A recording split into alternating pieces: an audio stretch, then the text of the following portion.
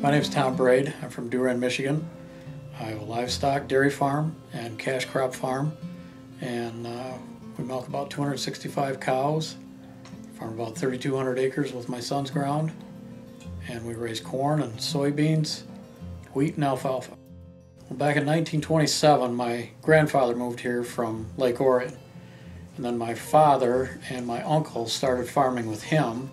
Then my uncle left the farm when I was about 5 years old. So then it was my father and my grandfather, and when my grandfather passed away, and then it was just my father, and we worked, me and my brother Ed, into the operation. So I'm the third generation farm here, and my son, we're working him and my nephew in right now, and they will be the fourth generation. My father was involved in a really bad farming accident. And I was 12 years old when he lost a leg in a forage harvester chopping corn silage. So when we come back to the farm, my dad was limited in some of the things he could do. So we kind of worked right into it right away. I got all the degrees through FFA. Dairy and cash crops were my projects through FFA, and we showed cattle at the Shiawassee County Fair till I was 19. I went for the 2-year course, and I did 1 year and come back and farm. I just wanted to expand the crops. The farmers kind of broke up a little bit. My brother Ed and his son Rob, my nephew, they do all the dairy work. They milk the cows, take care of all the animals.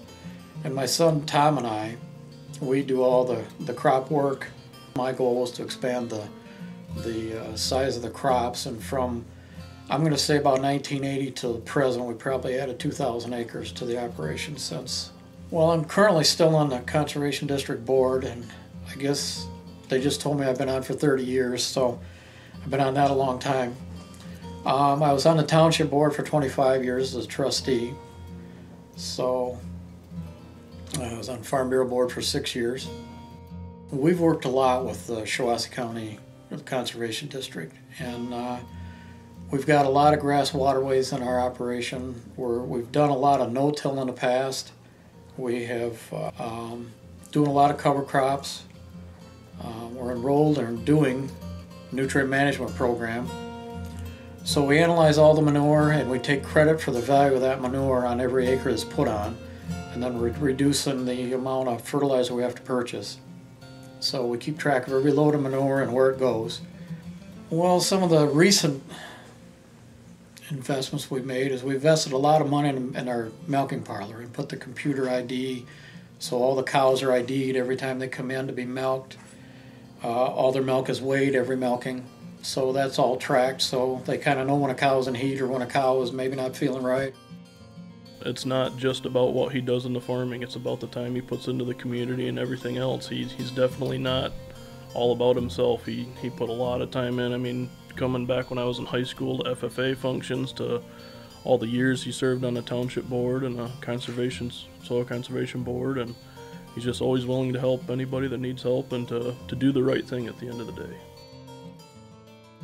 You know, this is one really unique industry where you know, some people look at it as, you know, these are my customers, and I tend to look at it as more they are my friends first.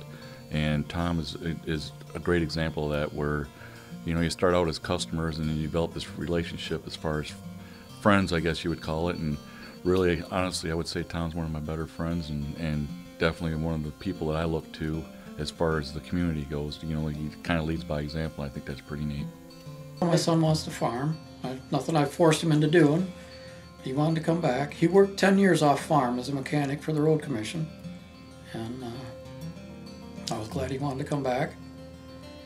And I'm proud of the conservation efforts we're putting forward here to conserve the environment and the soil, and you want it to be better